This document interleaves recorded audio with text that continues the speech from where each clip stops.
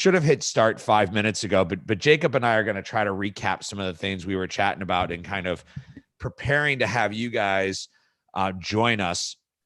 So good morning and welcome and happy Friday to you. Winter is upon us. There's a lot going on.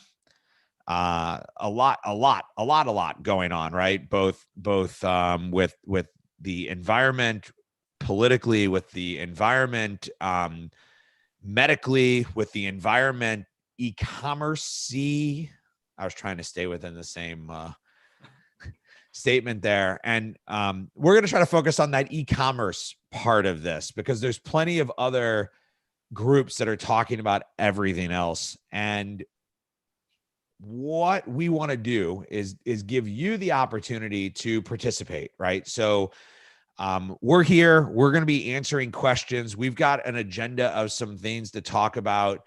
But when it comes down to it, we want to help you with your business. So I want to introduce Jacob. Jacob, we've known each other now for maybe 4 years or longer. Yeah, probably 4 or 5 years. And Jacob used to work for a company, a rather large Amazon seller called Trend Nation. And there's some really funny pictures of Jacob floating around the internet in animal onesies. If you want to, if we want to dig those up and find them, and I always talk about like my go-to people in the space, right? And Jacob is one of my go-to people. He has been for years. And because Jacob started as a grinder, right? He was just in the business, trying to figure out how to make things work, trying to figure out how to take wholesale business and convert it to being a brand business, how to make sense of all the spreadsheets that come from Amazon. You've built your own set of tools. You've used almost every tool in the space. And I've always just been impressed with the way that you think, you look at business, and you have grown both personally and professionally over that time. So why don't you kind of introduce yourself to everybody, tell everybody your business today and kind of what you're doing. And we're going to get into some really cool stuff that is different than what we normally talk about.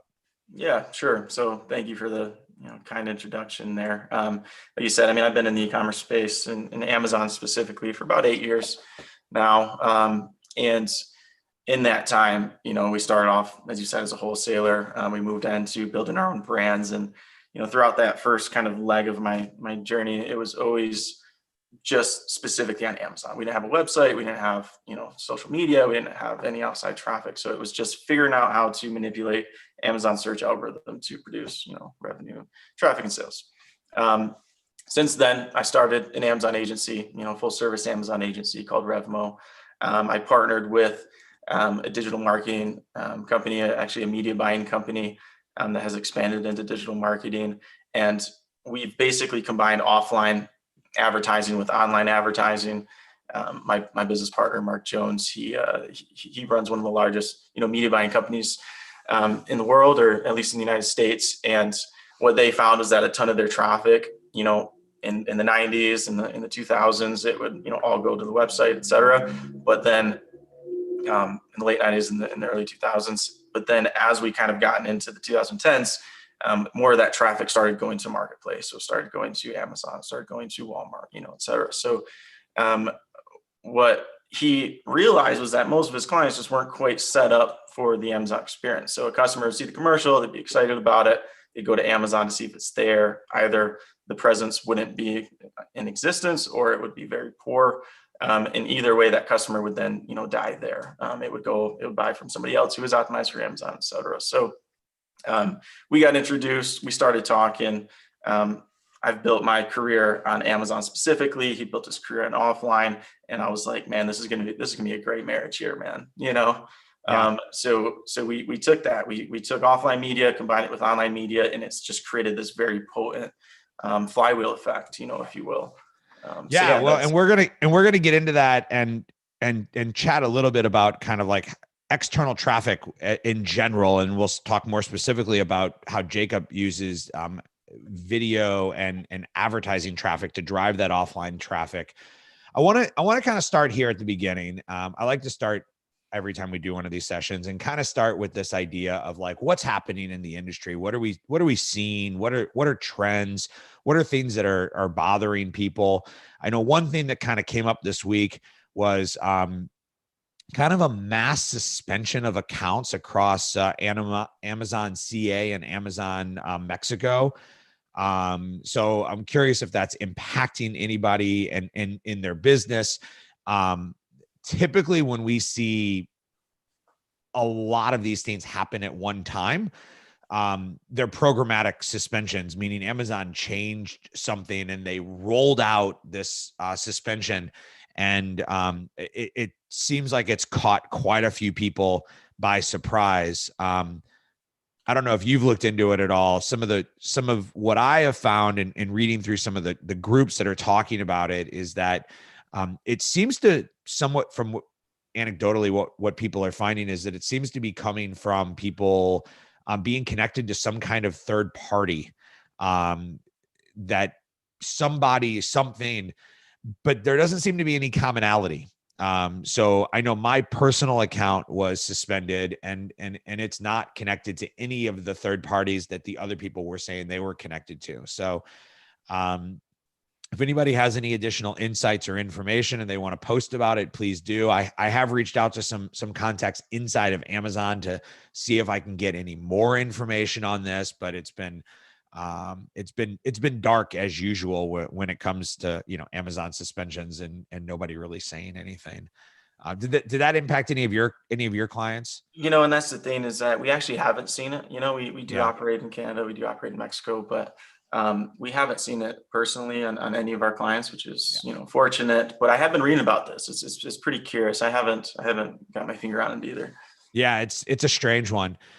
The other one that I think is still a hot topic, right? We've been talking about this since March is inventory. I'm curious, you guys do full management. What are you seeing in terms of inventory and getting inventory into Amazon? And, how have your clients kind of managed all of this? And, how are you kind of looking at this in terms of trying to maximize your sales during the holiday period? Yeah, so inventory's been, a conversation since March, right? We really had, a tough time in that March, April, May area. Since then, we kind of changed our process a little bit. Instead of holding 8 weeks of supply at a time, we went to 12. Instead of sending inventory every, 3-4 weeks, we started sending it every week. That way, we're kind of always trickling it in a little bit. And then beyond that, I mean, SFP, a lot of our brands have SFP. That's been a godsend. Yeah, that's seller fulfilled prime if you're not aware. And before you ask the question, because I always get this, how do I get into seller fulfilled prime? Amazon is not currently accepting applications for seller fulfilled prime. So I know that question will come up because it comes up almost every time we talk about it. Yes, yes. But it's been a wonderful thing for us. And then also just having MFN as a backup, right? A lot of people are FBA only. And FBA only can only get you so far, particularly in times like this. So having manufactured, fulfilled by merchant as a backup has been crucial for us as well. So in the event that we did go out of stock, having a good solution there has been crucial for our clients. Yeah, I'm curious. This is what I'm seeing. I'm curious if you're seeing it too. It seems like if you're doing Amazon partner delivery, the products seem to be getting into Amazon fairly quickly, 2, 3, 4 days. But between getting to Amazon and getting in stock seems to be kind of anyone's guess, maybe 4 or 5 days to 21 days. Yeah, and we've experienced that as well. I think inventory in general is going to be a topic that's going to go into 2021. I think a lot of the things that Amazon's rolling out, the changes to the IPI, the maximum inventory quantities, I think there's going to be a lot of pushback to those. And I think Amazon's honestly going to roll back some of those a little bit because at the end of the day, Amazon's goal is to satisfy the customer, right? Customer obsession, and a lot of products that customers want are not being offered in Prime because of some of these restrictions. And I think that will eventually, catch up to Amazon a little bit. What I've seen, which I think is really interesting, is Amazon almost violating their own rules, which we all know they're allowed to and we're not, right? Um, in that I've seen product for clients hit the Amazon warehouse, be in reserve status, Amazon take an order for it and take well over a week to ship it. And a lot of our clients are very concerned that that's going to lead to more returns, right? Of people who are going to say wasn't delivered in the expected time frame or something like that. And I think you can only just hope that Amazon is giving the customer the correct expectation and the way that they're shipping it. But for some clients that we see, literally, as soon as Amazon is making the product available for sale, it's selling because the inventory, the demand, and everything is there. Yeah, and I think to your point, I think Amazon is for the most part trying to be pretty clear on those expectations. I mean, we have products that will be, they're going to be available in 3 days, but they're saying that they're not available for 2 weeks, and people are placing orders, and it's just kind of an under promise, over deliver thing. So I think Amazon is going to play that right, but because at the end of the day, Amazon they care about the customer more than anything else. They care about the customer experience more than anything else. So I think, while it was a bumpy road this year, I think that'll smooth out a little bit. How did your clients do on Prime Day? What were your kind of main learnings from Prime Day? Well, I mean, we've been doing this for a while, and I think the barrier to entry to actually participate in these events, and I would say a meaningful way, has gotten smaller and smaller. Right? Anybody can create a Prime exclusive discount. Anybody can have a Prime Day deals badge, Black Friday deals badge, Cyber Monday deals badge, and because of that, that kind of becomes par for the course. So I think if you're not participating in any even small way, as long as you have that deals badge, you're kind of at a disadvantage. So what I found was that participation is getting more and more required for these events, and we certainly saw that in Prime Day this year. As far as results go, I mean, 3 to 4 times normal, a normal day. So it was an okay event for us. The products that we had on deals did very well. The products that we didn't have on deals almost had a normal day or even a poor day, just because there are so many products and so many sellers participating in these events now. Yeah. And, I think there's 2 things, Caroline, we can post up there. One is we're hosting an event next week that'll be kind of like a last minute, what can you do for Cyber 5, or as somebody wrote in our office on accident, Turkey 5, which we kind of liked. Because do you remember as a kid, you could like put your hand down and turn your hand into a turkey, right? And you could kind of draw the feathers. I'm going to find one. I have one of my kid did somewhere around here. It's probably in the Thanksgiving box. Yeah. But we also did a webinar last week on what we kind of found from Prime Day. And we found the exact same thing, right? We found that if you were promoting an ASIN with some type of deal, you were getting 2, 3, 4x in sales. But if you weren't promoting deals and you were just selling your product, you weren't like having no sales, but you definitely weren't getting any kind of boost. People were definitely shopping for coupons. Yeah. I'm curious. One last thing on Prime Day, and then I want to move on to a different topic. But I'm curious your thought on advertising. And one of the things we saw, I'm curious if you saw the same thing. One of the things we saw, because we're managing now over 100 Amazon accounts where we're managing their ads.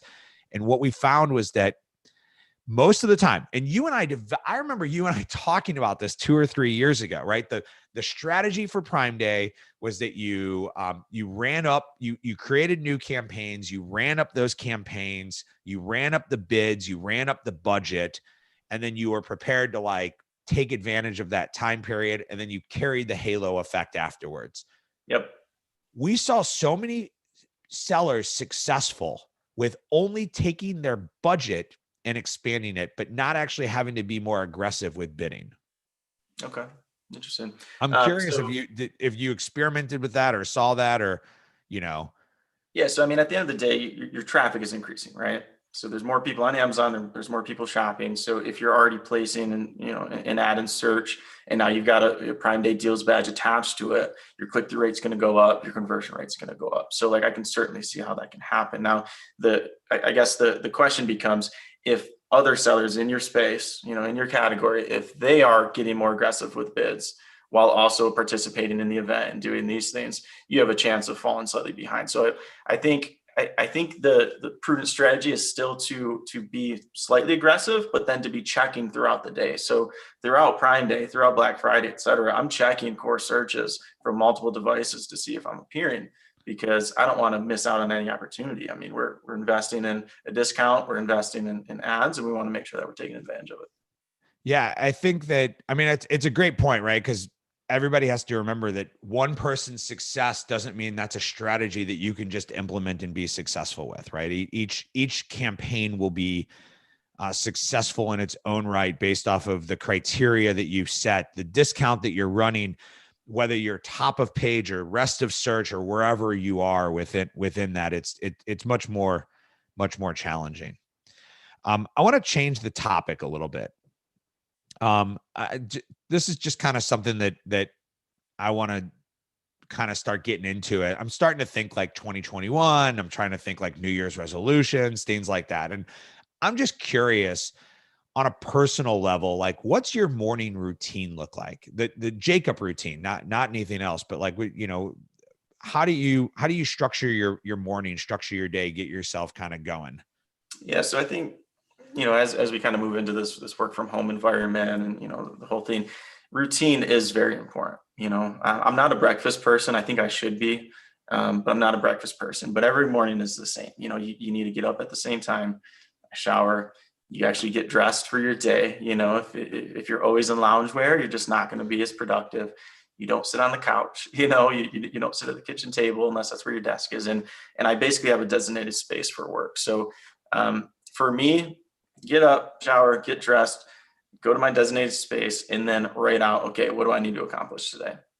So you do your to-do list in the morning. Some people do their to-do list the day before, right? They have to end their day with their to-do list. You start your day by kind of making your to-do list. I do it in the morning. I know my energy level. I've seen the emails from the night before. I think I have a better idea of what's going to be most important that day in the morning. I think the night before is perfectly fine. But for me, I sit down and I'm like, okay, these are the three most important things I need to do. And then sometimes I'll have secondary goals, but it's, if I complete these three things today, I'll feel pretty good about the day. So then the second question is like, what's the morning, what does the morning Amazon routine look like? Like when you sit down in the morning and you're looking at your accounts, what are the data points that you're looking at to determine what is going to drive your business, or maybe even change that to-do list for your focus or your team's focus? Yeah, sure. So for us, we have a couple different dashboards that we have, that's kind of a high level view of every client that gets filled out, before we start in the day. So I'll look at that, it shows So revenue. do you have like a VA that's so you're coming in and your VA has kind of pulled all that data for you to create your dashboard for you to.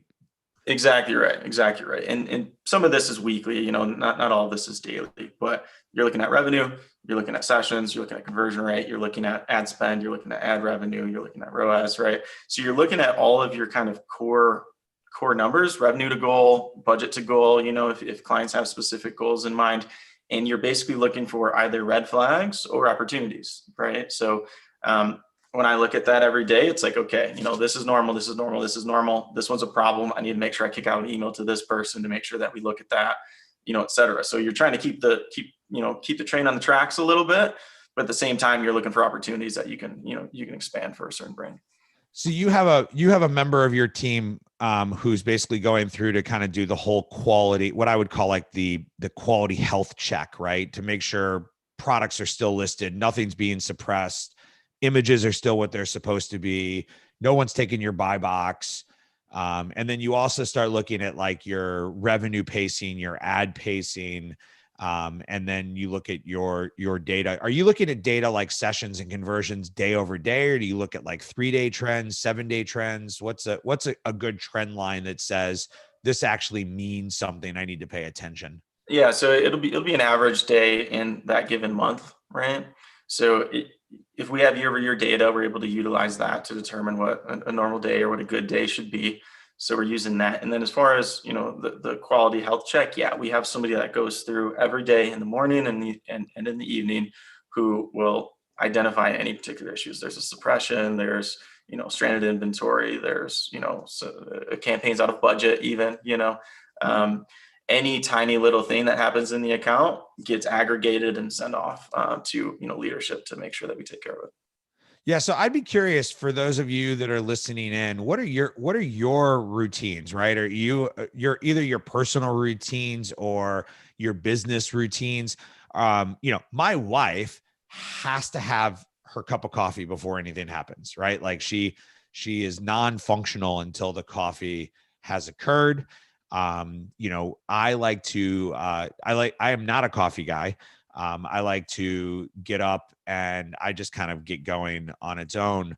I often find that sometimes my routine um, is, is a routine that I need to start breaking. Like I'm checking email from my bed before I get out of bed to look for problems. Right. And there's a lot of studies and people that have talked about this over time that have said like the last thing you want to do is let email run your day, right? You want to let your to-do list run your day, not email run your day. I have a team overseas, so I'm usually spending about an hour in my morning answering any questions that they have because it's close to their evening, so that they can be wrapped up. But I also end my day to prepare them for their day, right? Because they're kind of getting started as I'm going to bed. So we all have these different routines and things that we look at and things that we do. And I'd just be curious if you want to throw into the comments or chats what your routine is, what statistics or data or analysis is critical to you and your business on a daily basis. I think one of the things, Jacob, that I know you do, and I don't know that a lot of other sellers do regularly enough, is the ability to take both a macro and a micro approach to data. I didn't prepare you to tell you I was going to ask you this question, but I'd be curious if you could kind of share a little bit about how you do that, right? So macro being like looking at everything as the whole, micro being at like diving down into a product or a family of product levels. And I'm just curious, I know that's something you've been very good at. You're very data driven. And I'd just be curious kind of to have you share how you kind of flip back and forth between those two views. Yeah, I couldn't agree with you more that not enough people look at the micro approach. So if we're experiencing problems with the brand, or even if we're just not quite to where we need to be, um, actually following the customer journey is honestly the most valuable thing that you can do. It can tell you why your ads aren't working. It can tell you why your revenue isn't where it needs to be. It can tell you why your sessions are off, tell you why your conversion's off. So actually going into the front end of Amazon instead of into Seller Central and clicking through to your link, go to the front end of Amazon, search for a search that you would want to show up for, follow it, click on your product, look at what customers would actually view and do, right? Oftentimes I've seen ads start to perform poorly, and the first thought for most people is, okay, let's lower bids, let's shut this down. But what it ended up being was, for instance, a 1-star review is now the first review that appears in the reviews, or a customer question is sitting there left unanswered by us, but is answered by somebody else, and it's a terrible answer, and it's not helping. So these micro kind of things that are happening on the detail page can lead to macro issues. So really checking in on what the customer is actually experiencing, to me, is one of the most important things that you can do. Well, and I mean, you bring up a really good point where you said I check things on multiple devices, and I do know, great sellers, they're using VPNs, they're checking from different locations, they're checking from different device types, they're looking at the mobile app versus the mobile experience versus the desktop. And I think you hit it on the head, which is that, Amazon works in a macro micro environment, right? Which is why there's a search term that's going to get tens of thousands of searches, which is going to lead to, let's say it's 10,000 searches leads to 500 sessions, right? So just a fraction of that, which leads to, call it 5 conversions, which leads to 1 review. And the power of that 1 review impacts the thousands of search results. So that's the way I describe macro versus micro, is like the micro of this 1 review, the 1 uptick of a bad review, the Q&A, those types of things can have that effect to the overall flywheel that drives how Amazon sees your product, and will do it. Yeah, totally agree. And that's also why we, when we take over an account or when we work with clients, that's why we decided to be full service, is because if you're only handling the advertising, you can't solve all of the problems, right? If the issue is that the photography is poor and you only manage the advertising, you're only going to do as much as you can with a low conversion rate. But if you're able to control all of the levers, the pictures, the SEO, the reviews, the advertising, the outside traffic, when you're able to control more inputs into the process, you can control the output a little bit better, right? So when we're starting to see, micro issues, if we're not the team that handles that, that's a problem, because that's going to impact every other area, of the client's experience in Amazon. So being in control of each of those areas is very important for us. Yeah, and I think that I was laughing as you were giving me that answer, because I always tell people on these office hours, I always tell people that, like, I bring my friends on. I bring my friends on from the industry that I hang out with, that I talk to, and like, this is literally a conversation. I mean, this isn't literally a conversation, but this is literally like a conversation you and I would have if I was in Vegas at a show and we were grabbing lunch or dinner one night, right? And I think that it's the part of the pandemic that has impacted me socially the most, is that, I get a lot out of being able to connect with other sellers, connect with other agency owners like yourself, and connect with other smart people in this space, where, this was 3-4 times a year that we were able to physically see each other and hang out and have a drink. And while I know about, are you married now, or is she still your fiance? We had to postpone twice. Okay. Yeah. See, so I mean, I know about when you bought your home. I know about when you got engaged. Like, I know about you personally, and we've created personal bonds, but like, we also have this chance to like dive into these kind of deeper conversations about what makes people successful, and what makes an Amazon seller or a business seller successful. You know, one of the I had a conversation yesterday with somebody, and he shared a really interesting statement with me, and I know it's one you'll believe in, because we talked about it a little bit. But I'd like for you to kind of chat a little bit about this idea of making investments versus spending money. And I think that, like, what you were really just describing in terms of full service and how you manage an account is more of like the investment into the growth of a brand, versus the way I think a lot of sellers look at things, which is, how much money am I spending? What's my ACOS? And I think that if we can start to shift our mindset to the mindset of an investment, we can look at the same thing we do. If I put money into the stock market, I don't expect it to give me a return tomorrow. I'm teaching my kids about the stock market right now. So there's this program called Slice, where they can buy like $10 or $20 worth of like an Amazon stock. And they're all like, okay, cool. How'd I do yesterday? And I'm like, it doesn't matter how you did yesterday, right? Yep. This is an investment. This is long-term. And they were really bummed out when, like, the first time they looked and their $100 was only worth like $98. And I'm like, give it time.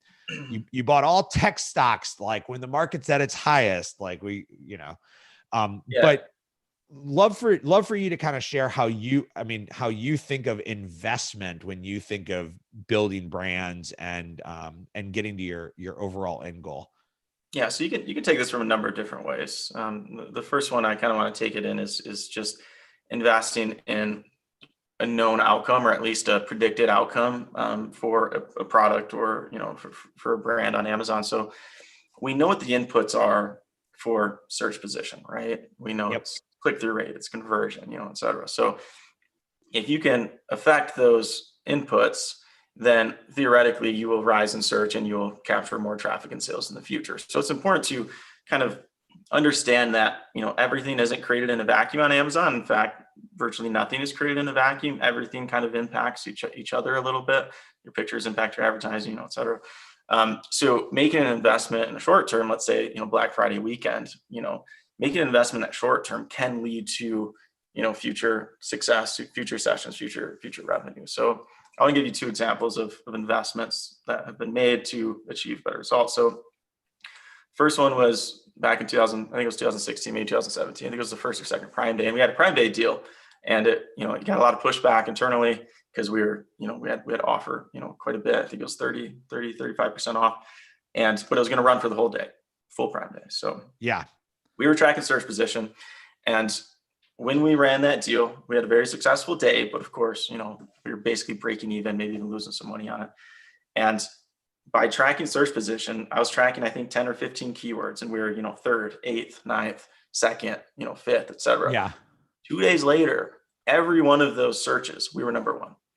So everybody understands how search works in Amazon. 70-80% of people click on the first 3 slots on a search. Right. So what that basically created was a new baseline for us, of daily sales, because we were now getting more traffic. So that's an example of, investing in a deal, knowing that the result can be that you're going to get, future traffic. And then another way of looking at investment is actually dollar for dollar, which, one of our clients was number 2 in their subcategory. This was about a year ago. One of our clients was number 2 in their subcategory. Okay. And we looked at number 1, we used, third-party tools to see roughly what the revenue was for number 1. And we realized that, okay, we need to generate, I can't remember exactly how many sales it was, X amount of sales in the next 2 weeks to try to overtake them and get that best sellers badge. I mean, we all know what the best sellers badge does for you, right? I mean, you get a 30%, increase in sales right away from having best sellers badge. So what we did, and this is why controlling, more inputs is actually really valuable, was we actually went to television and we placed a media buy that boosted up traffic, boosted up sales. We captured the best sellers badge, and we had 3 straight months of great selling. So actually investing in physical dollars into the success of your brand is one way, and you have to do it strategically, obviously, but then also just understanding what the inputs are and manipulating them through investment to get a better result. Well, and it's also, I mean, you can't just pull that trigger without making sure that you have all the other pieces in place, right? You have to have the inventory to be able to be in that first position and maintain that first position. Otherwise, the investment doesn't pay off because you got there and you can't hold it, right? And I've seen that as well. I saw somebody come into one of our customers, a competitor come into one of our customer space and just blow into it, right? Like just came in with 10 different SKUs, every ad unit you could come up with, great pages, great stores, great A+ content. They were there for about 4 weeks and then they were gone. And my guess is they bought a bunch of inventory to come in and kind of test the category or test the product line. But then they were gone for about 8 weeks and then they came back again. And then they were there for 8 weeks that time instead of 4. And then they were gone again. And it's really hard to figure out whether they're really a competitor or whether they're going to try to come back and kind of own this space.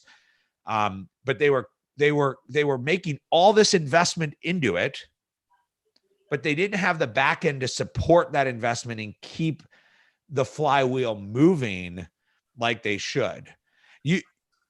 Now you dropped a little bomb, a little nugget bomb in what you just said. So I want to dive into it deeper. It wasn't something we were planning to talk about, but um, it's a specialty of your firm, which is to use um, television ads as a buy. And one of the things that we talked about at the beginning before we went live, so I want to bring it back up, was I said, oh, it's really cool, right? Hulu now has a self-service ad platform, right? So I can go out and I can make a little video, and I can now start producing video television ads on Hulu streaming. And I think the future of streaming, which we all know is not going away, right? The death of cable, cable's being disconnected. Even the cable companies are moving to become streaming companies.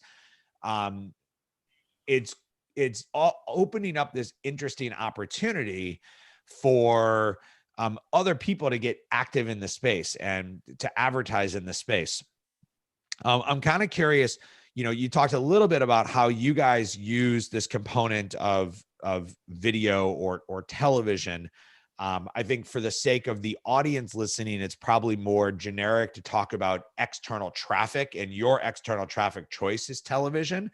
So for people that might be listening to what we're going to talk about, understand that Jacob is talking about television and how it drives sales for him and his clients, but external traffic can come from any number of means. It could come from influencers. It could come from other websites that you're on. It could come from Facebook, Instagram, TikTok, Pinterest. We could keep going here. But I'm curious, there's always a great debate about whether I want to bring my external traffic and drive it to Amazon or not. And I'm curious, when you're driving external traffic, is Amazon a byproduct of the traffic and you're driving them to a website, or is it your direct location, or do you kind of pick and choose?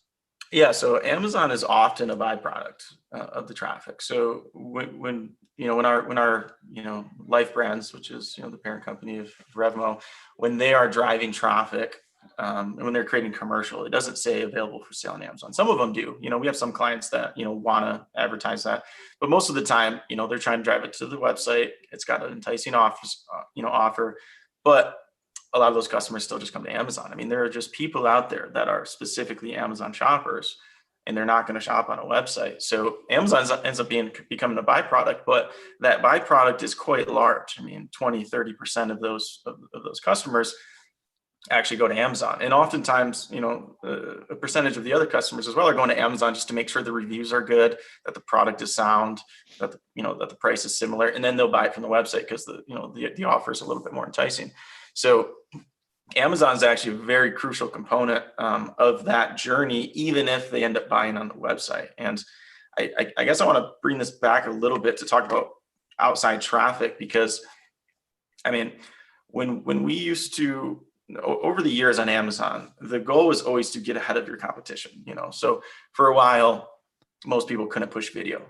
So then we found a way to push video. It's like, okay, cool. That's a leg under the table for us that people don't have access to.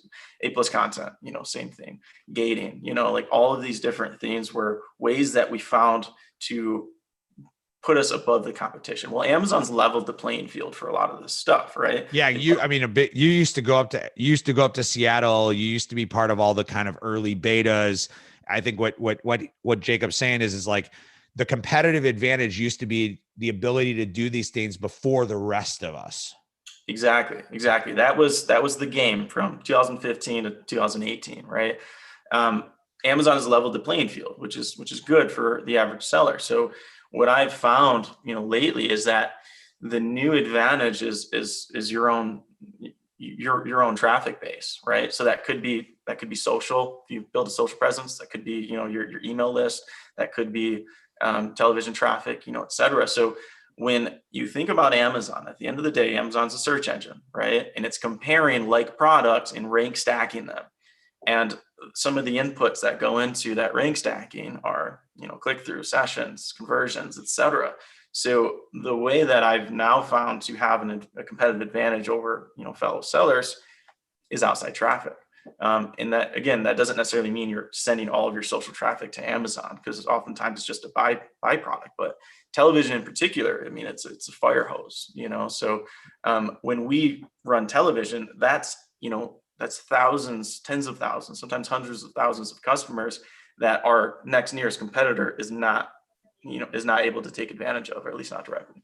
Yeah. And people because of that, but do you have to be a well-known brand to make that work for you? Or like, because I've seen the reverse happen, which is like, I use my external traffic, I drive it into Amazon. I grow the space on Amazon for that keyword, right? I basically drive up demand for that particular keyword. Yep. But I'm not, and my sales increase, but I'm kind of helping my competitors. Yeah. And that's certainly true. You are helping your competitors a little bit, but generally speaking, you're driving traffic that is for your particular brand, right? So if you're on a commercial, they're not going to Amazon and searching for, pillow. They're going to Amazon and searching for my pillow, right? So you're generating traffic, and a lot of that traffic does end up trickling to competitors, but the bulk of it, goes to you. And when the bulk of it goes to you, that means that you're rising faster in search. You're generating more traffic and revenue. But I guess the good thing and the bad thing for the average seller with this is that the barrier to entry, at least right now, for television buying, I mean, it's tens of thousands of dollars, and it doesn't always work. So that's both a competitive advantage for us and our clients, but it's also, it limits the amount of people who can actually participate in that. But any product can work on television if it has the right kind of set of value. Like if your product is a good product, and it's got healthy margins, and you have a healthy discount, and you have $20,000 to buy, to create a commercial, then you can make that work. I mean, Life Brands, which is again the parent company of Revmo, they actually built a reputation on building brands from being very small businesses to being very large businesses, with My Pillow being the most obvious example. Yeah. And so one question that kind of came in was, have you played with Amazon Live, or we'll just say any of the live, channels, in terms of, not just necessarily running, and I want to go back to change your terminology and say not cost 20,000, but are you ready to invest 20,000 into your business, to run ads? Yep. But I'm curious I know back in the day you played with live. I don't know if you're currently doing live with any of your customers. And I know like Mr. Pillow was a big like info. Why am I blanking on the term of it? Infomercial. Infomercial. Yes, thank you. It was a big infomercial. So do you find that to be a better than just the straight commercial, or is it the pitchman kind of helps? Yeah, it kind of depends. And this is, kind of a separate side of the business a little bit, but we've had success with both, right? With My Yeah. Pillow, Mike continues to be front and center with a lot of those commercials, and that's very successful for them. For others, it's models, it's testimonials, it's et cetera.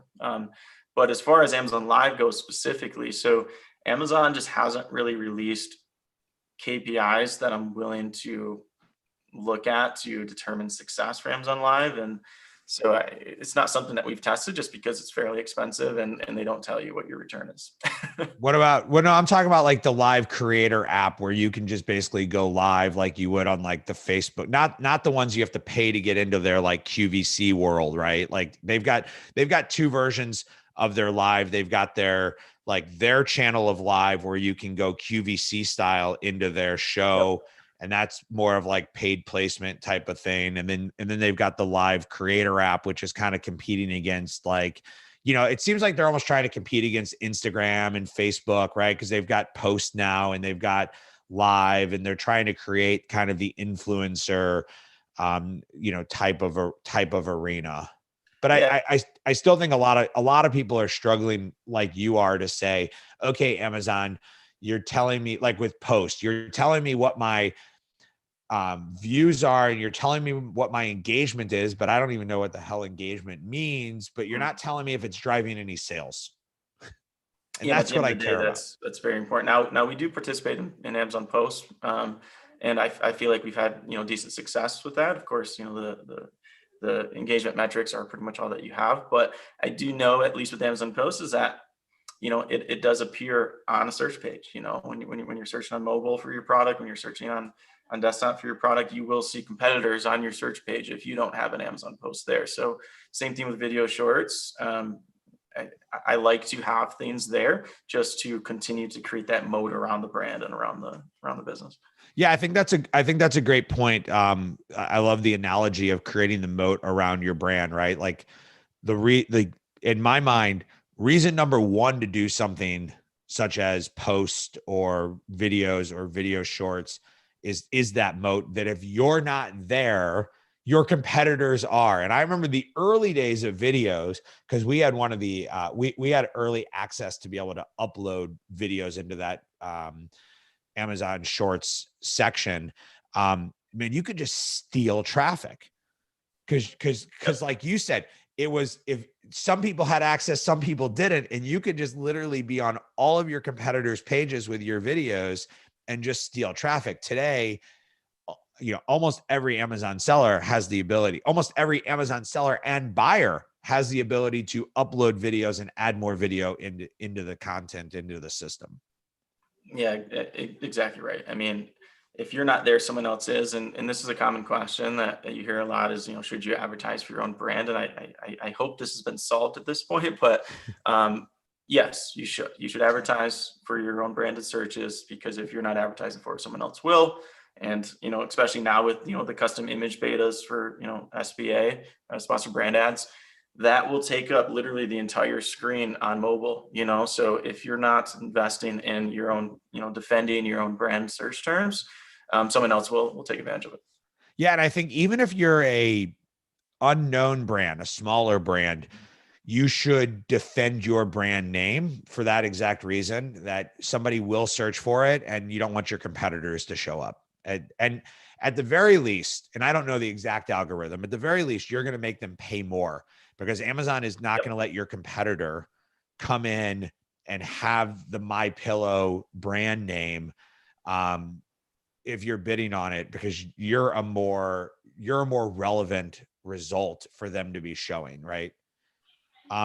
You talked a little bit about websites, and I wanted to ask your opinion. What's your opinion on Amazon sellers, brands, and having external websites? So I know the big brands have it, but do you believe it's something every seller should have?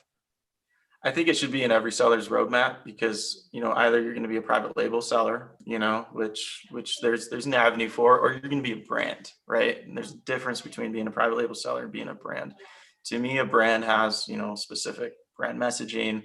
It has specific fonts. It has specific colors. It has a logo. It has a website, right? So I think as you're maturing your brand, you should consider a website as part of that. As part of that journey. Now, it's not the first thing I would do. It's costly. You don't even necessarily need to have it be a shoppable website, but you should have presence on the internet, because a lot of people are looking for you that way. Yeah, I mean, we're seeing that people leave the Amazon and they go to your site, they leave your site, they go to Amazon. That's what you're seeing from, the bleed off of the television ads that you're running, right? The reason I'm not going to shop at xyz.com. I'm going to shop at amazon.com. So when I see the ad for the pillow, I'm still going to go to Amazon to see what that pillow is, what the ratings are. I'm going to add it to my cart. I'm going to use my Amazon checkout, because I know that that's more secure, whatever that really means. That's more secure. I don't have to create another account. I don't have more emails coming to me, all these other reasons that would drive somebody to have their loyalty to Amazon. And then if you're not aware of this, let me wake you up to the fact that Amazon Prime shoppers are loyal and they come to Amazon to buy, which is why you have to have products at FBA to have the Prime badge, and why, Jacob you talked a little bit about, getting that boost in sales from some other things that you can do on Amazon, but you also get that boost of sales just by being on FBA, right? And so all these things are stackable levers, and you and I both love that term. They're stackable levers that just help you propel your business and be more successful. Yeah, and the Prime badge is especially important in 2020 when delivery speeds have been questioned and questionable. So a lot of people are going to what they rely on. I mean, there's a reason why Amazon has grown exponentially while, many businesses have struggled, during the pandemics because people trust Amazon. They trust the Prime badge. So being there is yeah, it's very important. In the past, the data that we've shown is that it has a 30 to 40% increase over MFN. And I'm sure it's even more now.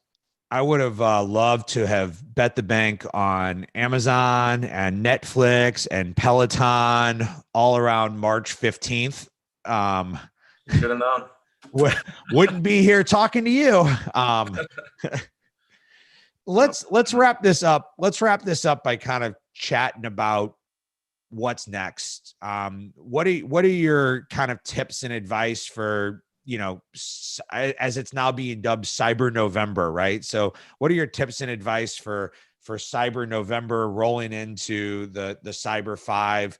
If you're not familiar with it, but you've got, Thanksgiving, Black Friday, Small Business Saturday. What did we call it, Caroline? Sitting Sunday or something. We started making up a Sunday name. Buy More Sunday. Thank you, Caroline. Buy More Sunday, Cyber Monday, and let's not even forget there's Giving Tuesday, which is more about making donations than it is about buying more stuff. But we're clearly seeing advertisers, we're clearly seeing big box stores pushing for sales the whole month. Target is running sales every Thursday. They've got like weekly Black Friday sales. How are you kind of preparing, or how are you prepared for this? How are you, what advice or thoughts do you have? Yeah, so it really seems like people are going to start a little bit earlier this year, and I also think they're going to wrap up a little bit sooner. So it's not that the holiday season is going to be extended. I think it's just going to be shifted slightly. So, I mean, that's why you're seeing, Target, et cetera, just releasing these deals, kind of early on, is because I think shoppers are a little wary of shipping speeds, given the fact that all year they've had issues with shipping speeds. So I think people are going to shop a little bit earlier, and I also think they're gonna pause a little bit earlier. So getting deals into place, getting your strategy into place, getting your detail pages ready prior to. I mean, obviously we're a little late on this conversation because all this should have been happening over the last 6 weeks, but making sure that you're prepared for that traffic coming a little bit sooner than you think is kind of one of the things that we've planned for this year. And then, I mean, last bits of advice, I mean, just understand the inputs that impact your performance on Amazon and make sure that you're optimized for them. Make sure that your photos are good, your SEO is good, make sure your discount strategy is strong and relevant for the category. And customer reviews, make sure you're signed up with Feedback Genius or similar software to make sure that you're taking advantage of that. And all of those kind of micro inputs will result in some pretty big results for your brands or for your brand. Yeah, and we've been talking about this for a while, right? We've been talking about what to expect. We saw Amazon's third quarter earnings, which blew away estimates, right? Another kind of factor to look at, if you will, which we don't talk about as much in the US, is Singles Day. Now, I explained Singles Day to my wife yesterday, and it was pretty funny because she was like, or I guess 2 days ago now. And she said, "You just made that up." And I'm like, no, there's really a thing called Singles Day. And it's not a Hallmark holiday. It's an Alibaba holiday, similar to Prime Day. And if you're not familiar with Singles Day, it happens on 11/11. So there you go. That's where singles comes from. And it's kind of almost turned into an event in China that is about buying yourself gifts, right? So it's kind of double. It's kind of double edged of like it is 11/11, so it's playing off of singles, and it's also about buying yourself, which is why I always joke that Prime Day always needs to like fall over a prime number. But Amazon really doesn't care. They just pick whichever days are best for making money. Right. But what we saw from Prime Day, and I got this from another friend of ours, Eric Heller, who works with Wonderman, a big ad agency with massive brands. They saw $74 billion in sales on Singles Day. Now, like, stop and think about that. Think about where we see Prime Day. Now, remember, China is bigger. China is more advanced than us. China is always several steps ahead from an e-commerce perspective than we are. They're much more, they're buying on their phone. They're using WeChat for payment commerce. They're making a lot of strides that we in the United States have, quite frankly, struggled to do in terms of adoption of like mobile wallets and things like that. But just think about that concept for a minute of $74 billion in sales in one day, which is what was seen from Singles Day. And that becomes the leading indicator, right? So you've got Prime Day, which was like this early indicator in October. You've got Singles Day, this early indicator in November. And like, it is just shaping up that if you can have product at a good product at a good price with some okay promotion, you should have a very good Q4. Absolutely. I couldn't agree more. I think Amazon is the way to go this Q4 in particular to sell, I mean, just a massive amount of product. So, make sure you dot your I's, cross your T's, and, buckle up. So I'd be curious, to wrap up, final thoughts, predictions for 2021 as you start looking beyond Q4. Do you see anything kind of new and fun, cool on the horizon? Or is it just so heads down right now? Come back and ask me in a couple of weeks. It's a little bit of both. I mean, who could have predicted 2020? So, predicting 2021 is a fool's errand probably. But, I think that e-commerce in general has taken a leap forward in 2020 that it would have taken them 5 to 10 years to do just naturally because of the pandemic, because people, don't want to be face to face with other people right now. I think that a lot of people are getting comfortable with purchasing at home and having products received. That I think e-commerce in general, but in particular Amazon, is just going to continue to grow and potentially grow faster.